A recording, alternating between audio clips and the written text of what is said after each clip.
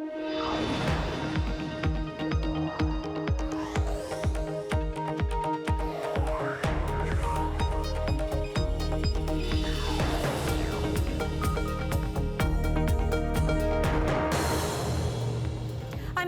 San Francisco, and this is Bloomberg Technology. Coming up in the next hour, it's Salesforce's biggest deal to date. The software giant agrees to buy Tableau software in an all-stock deal valued at more than $15 billion to round out its analytics.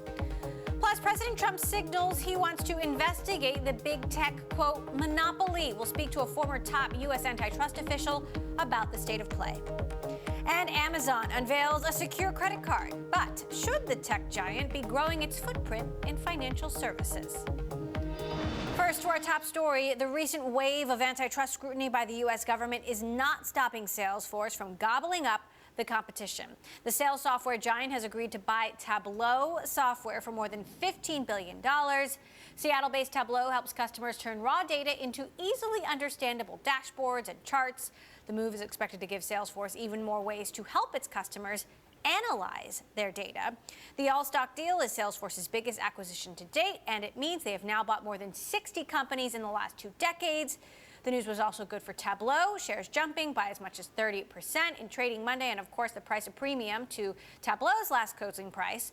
Joining us in New York, Zane Crane, senior analyst at Sanford Bernstein, who currently has an outperform on Tableau, and with us here in the studio, Bloomberg Tech's Nico Grant, who covers Salesforce for us. So, Zane, I'll start with you. Tableau was your top pick for 2019. What's your take on the deal?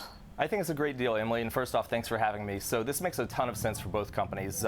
Tableau has really been moving up market into the enterprise customers, and they've always had the best R&D, the best product, but what they lacked really until Adam Selipsky showed up as the new CEO a couple of years ago was an enterprise sales force and those existing enterprise relationships.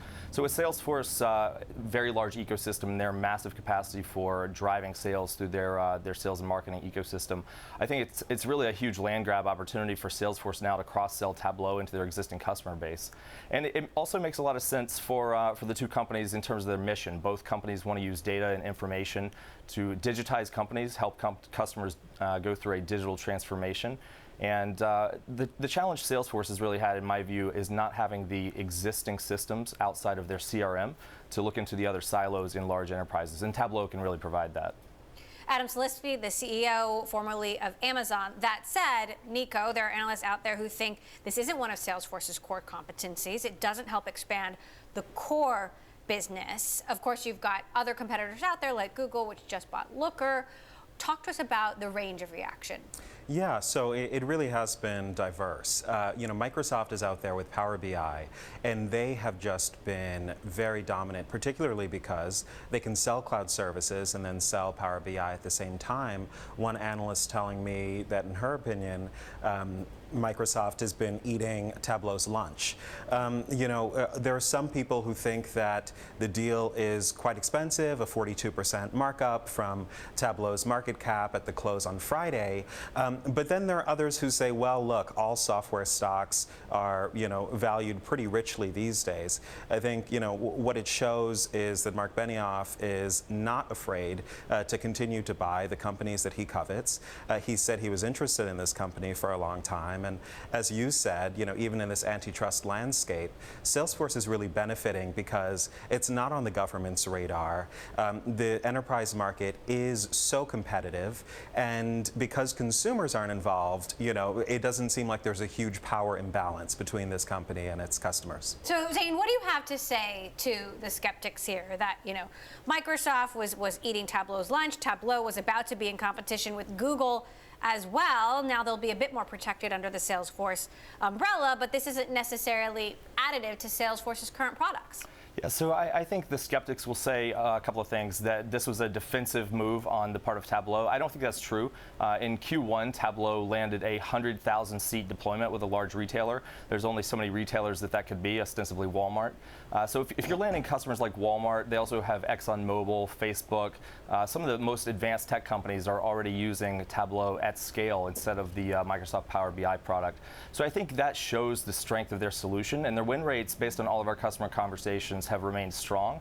And they're growing the recurring revenue almost 40% a year as they exit their subscription transition. So some will say this was expensive, but if you look at the MuleSoft acquisition, I believe that was 16 times forward sales. This is about 10.5 times forward sales for Tableau. So you could argue that for something that's growing recurring revenue almost 40% a year, they could have even paid more. And I think this is a really valuable asset, because without being able to look into all of the different silos where enterprises have their data stored, it's impossible to really digitize a company or go through a digital transformation. So I do think, while it is outside the core competency of Salesforce, it's going to be very synergistic in terms of what they want to help their customers do. MuleSoft, another big acquisition, though not quite as big. Tableau also has customers like Verizon, like Netflix, Nico. Put this in the context of Salesforce's other acquisitions, not all of which have panned out.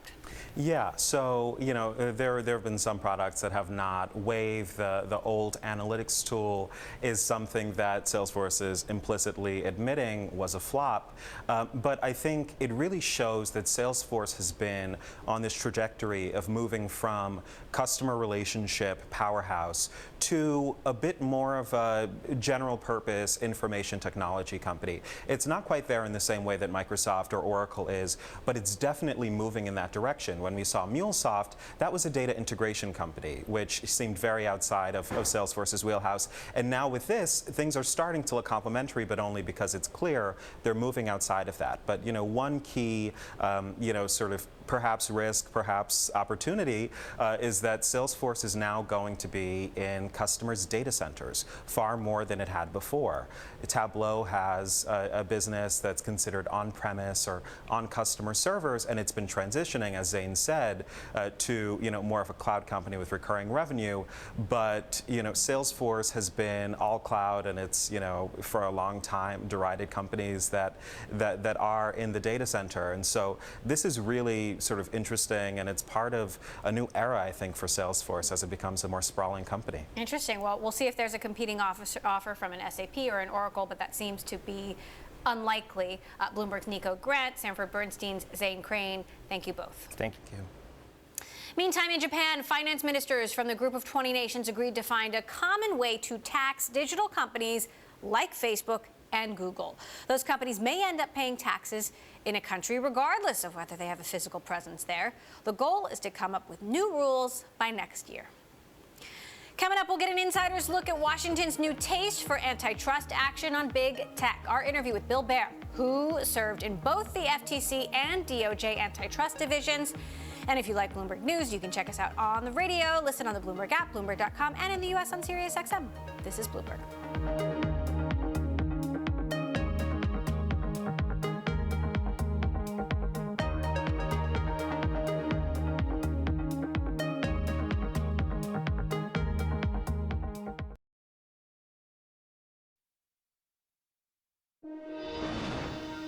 Now, to a story that continues to develop, the U.S. government has divided oversight for possible investigations into Amazon, Apple, Google, and Facebook over possible antitrust concerns. Enforcement is up to both the Department of Justice and the Federal Trade Commission. The man responsible for the FTC, Bruce Hoffman, spoke to Bloomberg's David Weston earlier about tech and monopolies. Take a listen. The antitrust laws don't punish companies just for being big. So when companies have big market shares, that's really important. That's something that matters to us. That's often a springboard for antitrust enforcement. But it's important to remember that a company could have a big market share simply because it does what it does better than anybody else. So our job is to try to figure out, is a company big, successful, does it have a large share because it's good at what it does, or is it doing something improper, something that is anti-competitive, that harms competition, and because of that, it's big and successful. So we talked with Paul Romer, the Nobel Prize winner in economics, just this morning actually about the subject, and this is what he had to say, suggesting maybe the antitrust laws are not the right way to go at some of the issues that we're facing. This is what he said. It goes beyond our traditional economic concerns. I mean, one of the questions we should be asking is whether Mark Zuckerberg personally can determine the outcome of the next election. So whether or not Mark Zuckerberg can, in fact, determine the outcome of the next election, certainly he'll have some influence over it. That really is outside of what your job is, isn't it? It is. So look, it's important also to understand that antitrust law enforcement is law enforcement. So we look at a set of specific laws, we in the Department of Justice, and we enforce those laws. Those laws tell us to protect competition. So what we look for is conduct that's anti-competitive, mergers that harm competition. We're not price regulators, we're not speech regulators, we don't regulate content. We look for competition law issues and we enforce the law on competition. At the same time, you yourself have set up a task force, a specific technology task force, to take a look at what's going on in the intersection between antitrust law and technology. And the FTC overall has been having a series of hearings now for some time. I think the last one's coming up in a couple of days. So there must be some reason for you to ask the question, does our traditional approach to antitrust law really apply in a world driven by, for example, network effects that may really have different effects in the marketplace? Well, absolutely. But let me give you a little historical context here. So network effects were a huge issue in the late 1990s, and you may remember with the whole dot-com bubble, there was a tremendous amount of furor in the antitrust space where people were saying, hey, we have big network effects in these industries. Does that mean we should rethink what we do? And the same was, by the way, true when telecommunications started becoming deregulated, even with railroads, if you go all the way back to kind of the beginning of the Sherman Act. So one of the things that antitrust has a century-long history of doing is taking these broad commands that we have in the antitrust laws, taking the most recent thinking in economics, taking the most recent developments in technologies and facts, and putting those together to figure out, well, how do we protect competition given these new facts? So we have hearings that are, as you said, concluding this week. We have a task force in this space, but this is not unprecedented. There were hearings done under Chairman Potofsky at the Federal Trade Commission in the 1990s for much the same reason, to try to figure out, given all this new development, both in technology and economics, what should we be looking for and how should we be looking? When I was at the Federal Trade Commission the last time around in the early 2000s, we did a similar exercise with hospital mergers. The government had lost, I think it was something on the order of 11 straight challenges to hospital mergers. We stepped back, we put a project together to review the economics of hospital mergers to better understand them. We put a task force together to handle that issue, and then ultimately that led to changing the way we thought about those cases, and since then we've won quite a number of challenges to hospital mergers. So this is an ongoing process that we do. That was the FTC's Director of the Bureau of Competition, Bruce Hoffman. I want to continue the conversation now with someone intimately familiar with U.S. antitrust enforcement. Bill Baer was a former Assistant Attorney General overseeing the Antitrust Division and also served as Director of the Bureau of Competition at the FTC. He's now a partner at Arnold & Porter and joins us now from Washington. So, Bill, the consensus seems to be that because these agencies have divided oversight of possible investigations, that investigations are more likely than they were before, but of course may not ever happen at all. What can you tell us about what is happening inside the FTC and inside the DOJ right now, whether or not they launch a formal investigation? Well, as you know, I'm no longer inside either of those buildings, and so I don't have a clear insight into what's going on. But because both the FTC and the Antitrust Division of the Justice Department have jurisdiction over monopolistic behavior and mergers and acquisitions, they have a process called clearance to sort out which agency is going to look at a particular industry or a particular practice or a particular company. And based on the reports we heard all last week, it sounds like they've worked out an arrangement where DOJ will have the opportunity to look at Google and Apple issues, if there are any, and the FTC will look at Facebook and Amazon. So once they decide those clearance issues, what do you imagine then would happen next? I mean, is there a giant fact-finding mission that could be going on within both of these agencies over the four of these companies? If there's going to be an investigation of any of the four companies, and we don't know, but to say giant probably understates the scope of the investigation. That looking at a company like Facebook, trying to understand whether there's behavior that's problematic, involves a lot of fact gathering, a lot of economic analysis, a lot of interviews with third parties who may have a view on this. These investigations take a long time, and so because they are non-public, they're confidential investigations, we won't know a lot for quite a bit of time.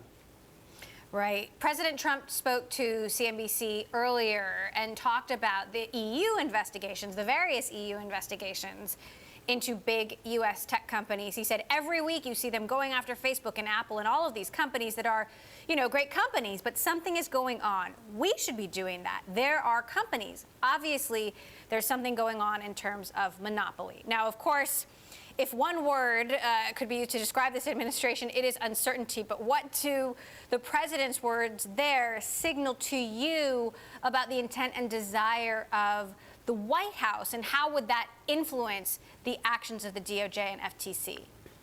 Well, it is, as you imply, a little unusual for the president to be taking an apparent position on law enforcement issues.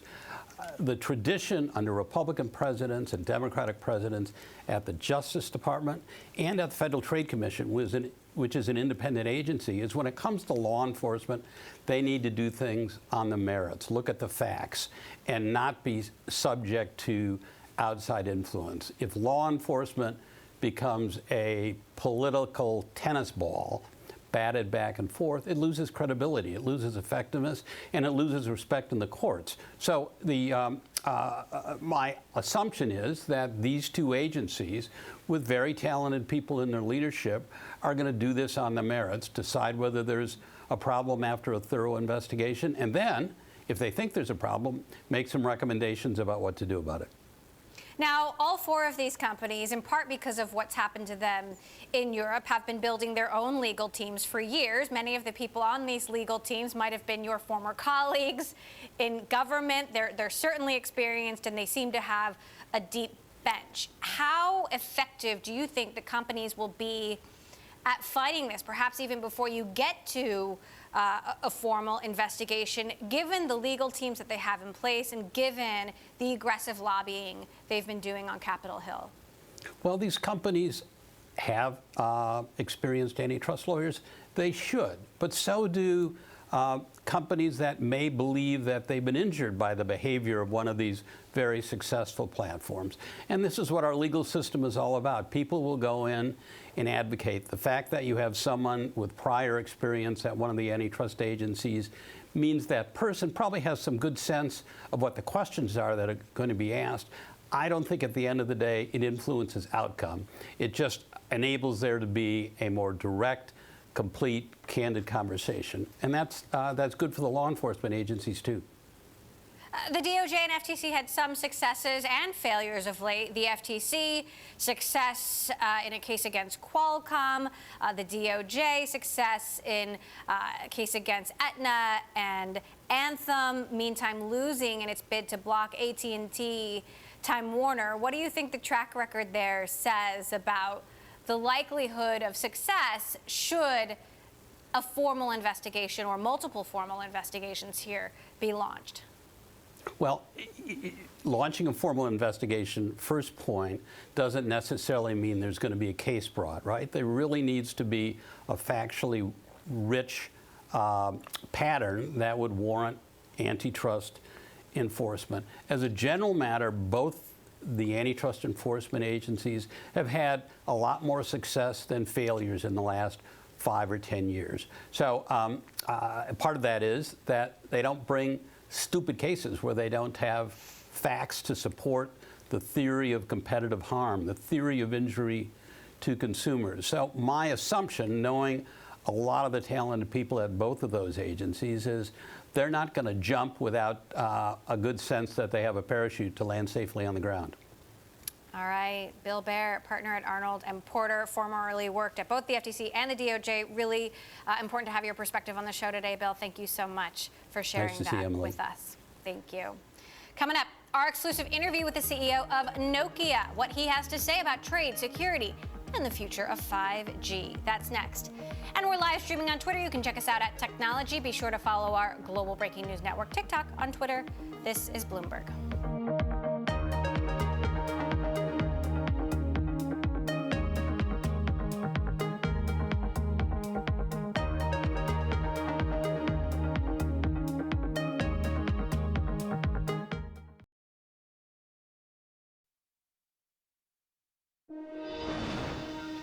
Nokia is continuing to push its 5G contracts despite some delivery delays. Our own Caroline Hyde spoke exclusively to Nokia CEO Rajeev Suri, who says the company is winning contracts, quote, quite handsomely, despite the uncertainty and risks to rolling out 5G. So has Nokia been impacted by Huawei being blacklisted? Take a listen. It's early to call it anyway. I'd just say that yes, there's some uncertainty and some unpredictability as to how this will unfold. What we have done is, on our part, we've been very thoughtful about if you are a customer that wants to swap out your existing 4G player, how are you going to deal with it? You know, and we've come up with 4 alternatives whereby you don't have to delay your rollout. And so we're focused on just being there for our customers when they need us.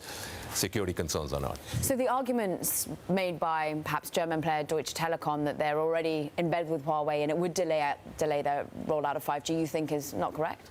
I don't think on a European level that there will be any delays based on this situation with regard to security concerns. I think, if any, there might be delays on account of spectrum not being available or the economics not making sense for a particular operator. But we have 4 technical solutions should you want to swap out your existing base.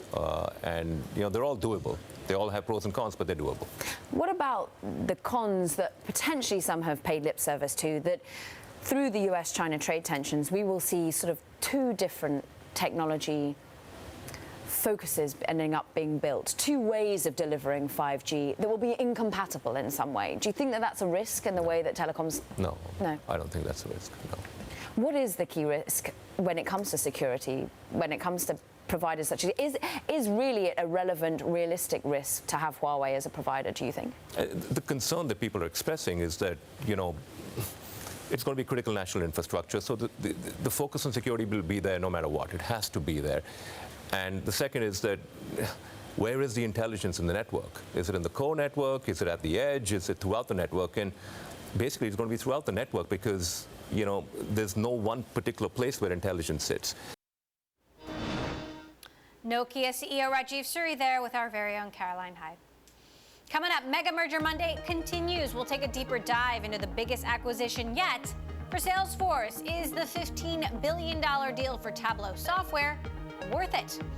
And sticking with deals, United Technologies and Raytheon strike a deal in the biggest transaction ever, industry's transaction ever, that is. A conversation with both CEOs is coming up next. This is Bloomberg.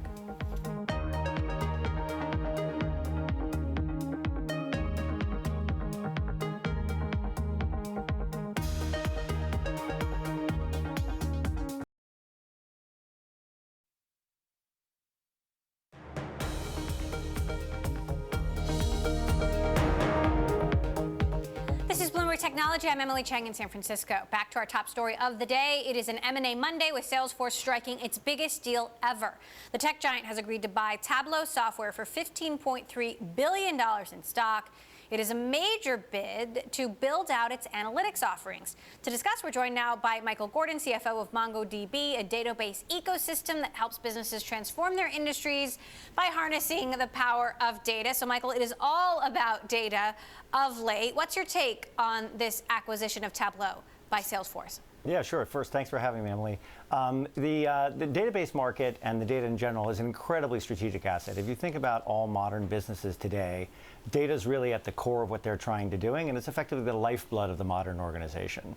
And so this acquisition makes a ton of sense for both parties, both for Salesforce and for Tableau, given that companies are trying to increasingly leverage that data to gain insights about their customers and to drive actions from a business perspective. And so you need a modern data platform in order to do that and to leverage all that data that you're gathering. In this case in particular, Tableau provides data visualization, which is incredibly helpful as another way of leveraging and layering that on to leverage that data asset. So how does this change the hierarchy or the state of play in the cloud? When, of course, you've got Microsoft with a very competitive offering there. You've got Google, you've got Amazon, of course. How does this change? Yeah, so obviously a number of the large cloud players are increasingly getting in competition, and people want to harness their data and compete against each other in a more intense and robust way. Salesforce has obviously been one of the pioneers in terms of cloud computing and offering cloud as a service. It doesn't offer direct cloud services in the way that Microsoft, Google, and Amazon do, but they're trying to really control the customer and the customer insights that you can get out of it, and it's another way to leverage the data, and I think that's part of what Tableau provides to them. Now, let's talk about MongoDB in particular. Obviously, your databases serve companies big and small. You've been on a tear. The stock is up 200% year over year, despite some of this market volatility. What is driving that growth? Yeah, so if you look at it, the market that we're going after is one of the largest markets in all of software. And there are really three kind of core things, about our business. The first is the market, as I mentioned, is incredibly large, $64 billion in 2019, growing to $98 billion in 2023. So a very large market. And the reason why the market is so large and why it's so strategic is when you hear these phrases like software is eating the world or every company is becoming a growth company, what that's really signaling or shorthand for is that every company is increasingly competing for customers and trying to drive competitive advantage from their software applications, right, from their technology. And at the heart of every one of those software applications is its database. And that's where we at MongoDB come in. So the second thing is that we're disrupting this incredibly large and strategic market with modern technology. The incumbents have been around for more than 40 years. They're using legacy technology that was pioneered and developed before the internet, before social media, before the cloud, and we've come along with a modern alternative, basically a better mousetrap, that is the most popular modern general purpose database for developers to use. And then third, I think what investors are seeing is we're executing well in the market. The platform's been incredibly well received. We're now over 14,000 customers with household names like Morgan Stanley and Her Majesty's Revenue and Customs in the UK, which is basically their IRS authority, but also newer companies like Coinbase and software vendors like Splunk really incorporating MongoDB into their modern technology stack. Now, that said, MongoDB databases have been the target of various hack attacks that, if I understand it correctly, have been going on for a couple of years now, where you've got hackers coming in, stealing data, and then essentially holding it for ransom, deleting it on the company's server and just leaving a note saying, if you want your data back, you have to pay us. What is the status of that, and what have you been doing to restore user trust and remedy this situation?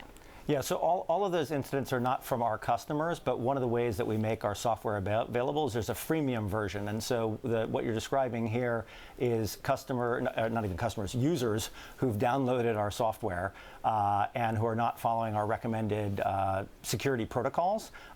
It's kind of like driving your car into the middle of Times Square and leaving the keys in it and asking someone to watch it for you.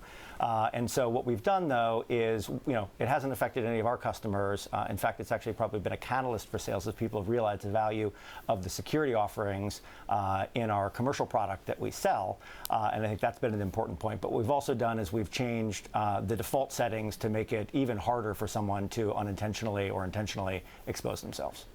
Right. So if I understand this correctly, the default settings were more open, and you had to sort of turn those settings on in order to protect yourself or take the keys out of the car, if you will. Do you think the perhaps openness of the company was a little naive, or that you didn't necessarily fully grasp the aggressiveness of the cyber criminal underworld? Well, I would say that MongoDB was really built as a developer tool, and part of a development tool is allowing free flexibility and utility for developers to go build what they want to do and iterate. And so originally the thought was a lot of those sort of overly aggressive security features would inhibit adoption or development from an engineer's perspective, but that people would follow the best practices when putting applications, into market.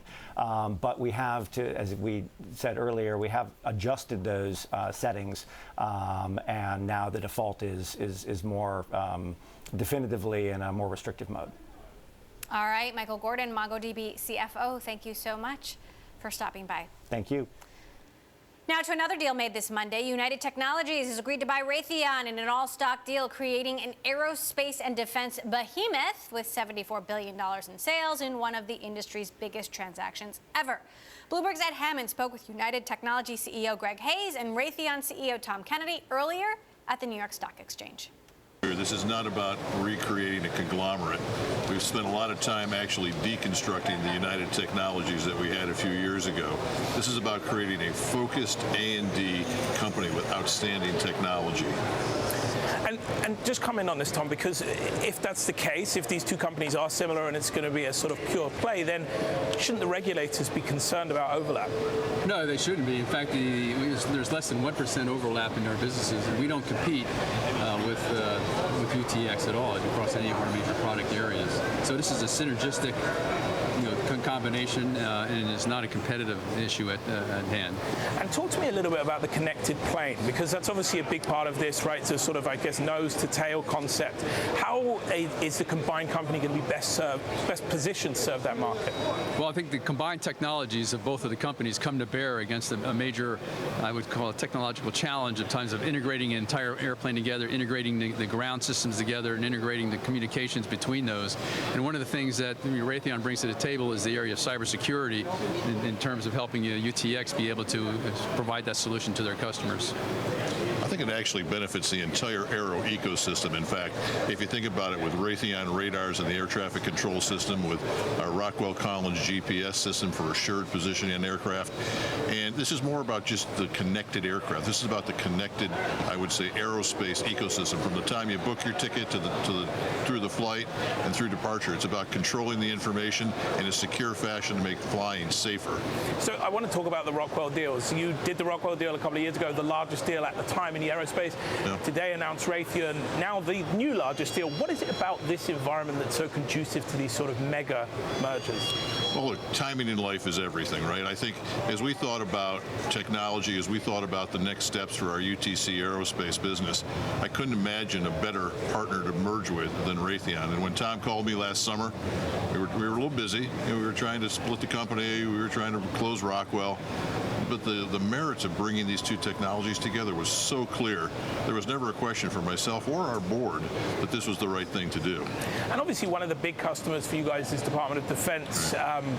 What are you going to have to do in terms of convincing government and indeed President Trump that this is the right deal and a good deal for America? Well, look, I think there would be 3 points that I would make to the administration. One is this is good for America. It's good for defense because we're going to bring unparalleled technology. We're also going to save the government money, right? We've got $1 billion of synergies. Half of that goes back to the DoD through cost reduction on contracts. It's a $500 million a year every single year. And third, we're going to create a ton of jobs. 20,000 jobs a year between Raytheon and United Technologies Aerospace. Unprecedented job creation in high-value, high-technology spaces. Have you spoken to them already, the government, ahead of this? We've obviously had some conversations, and I look forward to having some more conversations later today. I think we'll have an opportunity to explain to everyone why this merger makes so much sense and how it's going to increase competition, not hurt competition. And Tom, talk to me about the headquarters being in Boston, because obviously that's where Raytheon is based. What does that mean from a tax perspective for the combined company?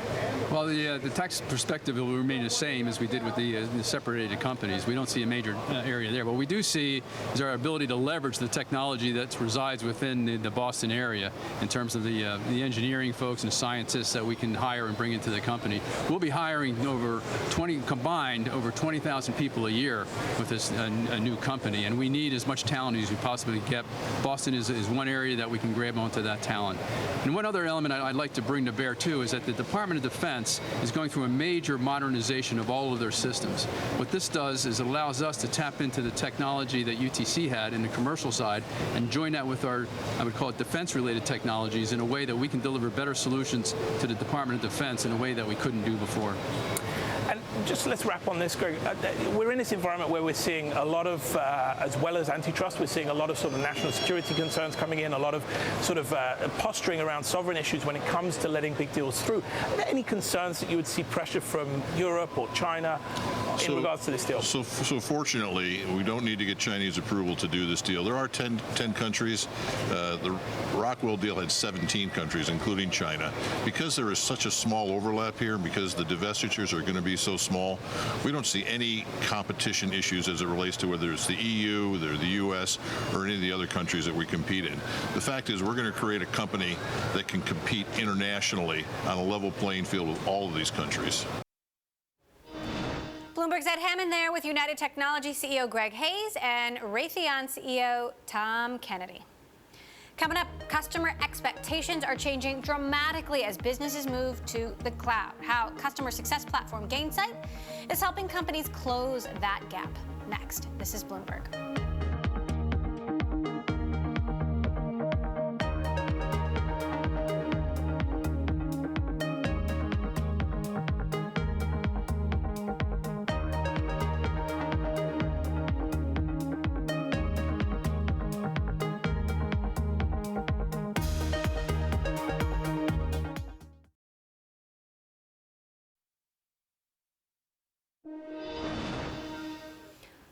Well, it's been a busy few weeks for the cloud market. Last week, Google announced plans to take over Looker, and just today, Salesforce agreed to buy data analytics platform Tableau. As competition in the cloud stays hot, customer success is becoming a top priority for companies. In fact, customer success manager is one of the fastest growing jobs, according to LinkedIn. Joining us to discuss as part of our Work Shifted series, the CEO of Gainsight, Nick Mehta. Gainsight is a customer success platform, and Salesforce is an investor in Gainsight. Tableau is one of your customers. Yep. So what's your take on this deal? Yeah, I mean, I heard about this morning just like you, and it just felt perfect for both sides. I mean, Tableau is one of the most respected companies in general, but in BI. And Salesforce has obviously proven that they can buy companies and put them through their distribution channel. And I think both companies are very committed to customer success. So how does this change your business? I mean, there's obviously a sort of shifting landscape within the cloud, and there are lots of different companies that own parts of the cloud and bigger companies that are trying to own more and more of what's being done inside the cloud. So how does that change your position within it? Yeah, I think it just keeps accelerating. If you look at it overall, there's a subscription economy index that Zuora puts out, and it shows that companies that are in subscription businesses are growing 5 times faster than the average S&P traded peer company. And so what's happening is subscription economy is just taking over the world. It shows up for our consumer lives, Netflix, Uber, et cetera, but it shows up at work as well. And because of that, all of those companies can't afford to just sell to their customers and move on. They've got to make them successful. So people want subscriptions, and yet, in a way, subscriptions on a consumer level are also something customers love to hate. Yeah. You forget what you signed up for. Maybe you don't want it anymore. You don't even realize that you're still paying for it. How does that translate into enterprise, and how do you make sure, and this is your wheelhouse, that those customers stay happy? Well, you nailed it, because subscriptions are great for consumers, right? We get to choose what we want. We get to turn it on, and in most cases, we can turn it off, and sometimes we have to make a phone call to make that happen. The phone call is annoying. The phone call is annoying, but we have choice, right? And in the business world, that's happening now. They have choice. Before, they used to buy things, install them, and have no ability to switch, and you were just stuck with what you got. In this new world, customers have choice, and therefore all the vendors, whether it's a Salesforce or a Tableau or a Slack, have to proactively make sure that you're using all the stuff you bought, that you're getting more value. And by the way, not just you're getting more value than any other alternative out there. So let's talk about Slack, because that's another one of your customers, also a company that is going public in the near future, filing for a direct listing, which could happen as early as next week. What do you make of this moment that Slack has chosen to go public in, given all the market volatility, all of the uncertainty in the economy, and some IPOs that have happened recently that aren't doing so well? Yeah, Slack is, I think Slack, we've talked about before, it's a very special company because it's sort of this triple threat of customers love it. We run our whole business on Slack. The numbers are amazing in terms of growth rate, in terms of the efficiency, net retention, which is their existing customers keep spending more money, more than 140% net retention, and they're a great culture. And so I think Slack's one of those businesses that's built for the long term, and they can go public in any market. So paint a picture of the future for me. I mean, because the business that you're in is trying to make the customer experience more seamless for businesses and for the customers of those businesses. So what does the enterprise software industry look like in, let's say, 5 years? Yeah, well, I think there's a huge megatrend that's happening. We have this almost dissonance where technology in some ways is coming more into our lives and taking away more and more of the humanity and the people in business.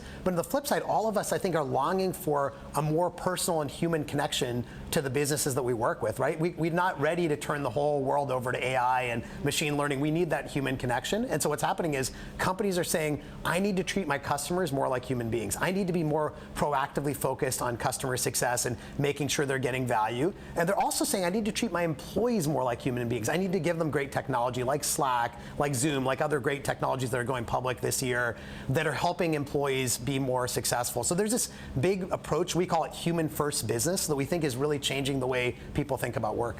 All right. Fascinating. CEO of Gainsight, Nick Mehta, thank you again for stopping by. Awesome to be here as always. Thank you. All right, still ahead. Amazon opening its rewards program to a new group of shoppers, those with a low credit score. Why the e-commerce giant is tapping into non-traditional cardholders next. This is Bloomberg.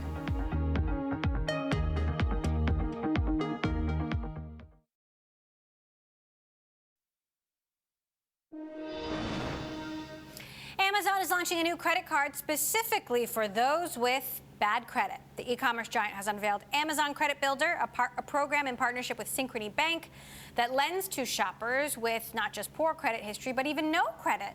Users can build up credit through a secured card and eventually graduate to another Amazon card. Joining us to discuss, creditcards.com industry analyst Ted Rossman and our own Spencer Soper. So, Spencer, how exactly will this work? Well, if you're 18, you apply for the card online. If you're accepted, you have to somehow get a $100 deposit to Synchrony Bank. I'm still unclear exactly how that happens if you're unbanked. But and then from there, you basically got a secured credit card. So I'm not sure exactly what the value proposition is other than the credit building aspect of it, you know, and what differentiates this from just a gift card. So, Ted, is this a good business for Amazon to be getting into? I mean, obviously, this means taking on more risk. I'm actually a big fan of this because Synchrony is taking on the credit risk, but with a secured card, there really is no credit risk because the customer is putting up a deposit that equals the credit line. So for me, this is really about Amazon expanding its audience. There are 79 million people with subprime credit, according to FICO, and 53 million, many of them young adults, who simply don't even have a credit score. They just don't have enough information about them. I think it's smart for Amazon to tap into this. What do you make of the fact that not only is Amazon getting into the credit card business, but also Apple? I mean, is this part of a larger trend? It's definitely part of a larger trend. And I would also throw Ultra FICO and Experian Boost in there. These are services also geared at getting more people into the system. People that have bad credit, people that have no credit. In those two cases, they're going to look at your bank account and give an alternative credit score to you. I really think it speaks to the strength of the economy, and lenders just want more people in the pool. Now, Spencer, what's in it for Amazon? Well, Amazon is obviously trying to lock people in. It's this huge e-commerce giant, but it's has so many prime members, but those members skew affluent, skew higher income. If it wants to keep growing, it's really got to drill down into lower parts of the economic spectrum, including, you know, low-income people, people with bad credit, and this is going to help them try to peel away more business from Walmart and Target and stores where people are probably using cash if they don't have these, if they don't have credit cards. So a lot of it is just expanding the customer pool for Amazon. Ted, over the longer term, how disruptive do you think this will be to the credit card giants, MasterCard, Visa? This does process through the existing rails. So Apple Card works much the same way. Right now, these technology companies are getting in on banking, but they're doing it through the partner model. They're not totally revolutionizing it like we've seen in China, where some of the social media companies like Tencent and Alibaba are actually becoming the rails. Like they're becoming Visa, MasterCard, Amex. There's a lot more regulation here in the US. So really right now, it's more of a partner model. So, Spencer, when does this get underway and how fast? Well, you could do it right now. It's live, and again, the big question is, if you have bad credit, do you want to send Amazon or Synchrony Bank $100 so that you can spend another $100 on Amazon? And that would be the downside of this, is locking you into the Amazon card, where a lot of people are probably better off just going to their bank or credit union or pursuing some other secured credit option that's more flexible that you don't have to spend in one place. All right, will be interesting to see how it all evolves. Spencer Soper for Bloomberg and creditcards.com analyst Ted Rossman, thanks to both of you for joining us. Well, Microsoft says its next generation Xbox gaming console will be 4 times more powerful than the current one. The device will be released in time for Christmas 2020 with a new version of Halo, the company's popular shooter game. Microsoft also announced the upcoming debut of its xCloud streaming platform. 4 games. We're going to be covering much more in gaming tomorrow on Bloomberg Technology as the E3 gaming conference is underway. And that does it for this edition of the show. As I mentioned, more of the video game industry coming up from us on Tuesday. Highlights from E3 in LA. We're going to be speaking to Take-Two CEO Strauss Zelnick. And Bloomberg Tech live streaming on Twitter. Check us out at Technology and follow our global breaking news network TikTok on Twitter. This is Bloomberg.